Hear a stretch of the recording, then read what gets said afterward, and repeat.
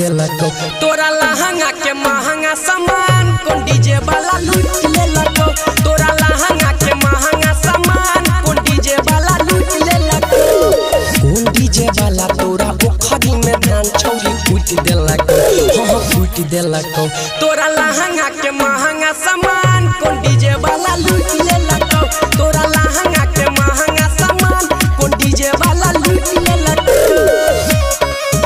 तोरा लहंगा के महंगा सामान महंगा सामान तोरा लहंगा के महंगा सामान कौन डीजे वाला लूट लेलक।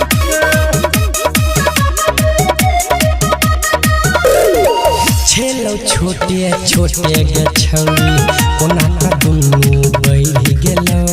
कौन डीजे वाला के सुइया गे छौरी तोरा सामान में गइर गेलो।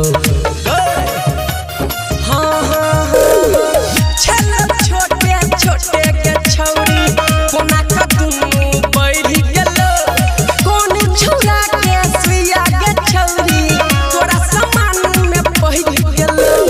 धीरे धीरे लहे लहे कौन छौरा ओइमे ठुस देलक। धीरे धीरे लहे लहे कौन छौरा ओइमे ठुस देलक।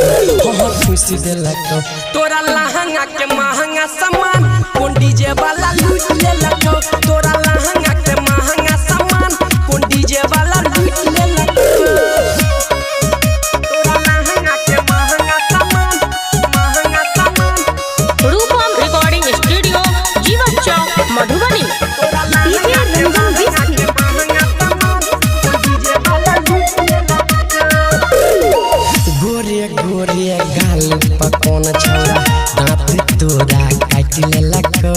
गमछा बिछा के भुइयां सुता के पेनी में छेनी सट देलक।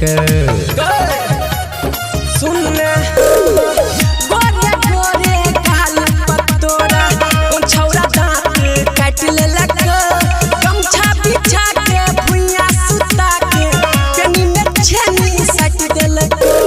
गायक अनिल शर्मा कहै छौ तोरा दुख देलक। गायक अनिल शर्मा कहै छौ बड़ा दुख देलक बड़ा दुख देलक। तोरा लहंगा के महंगा सामान कौन डीजे वाला लूट लेलक।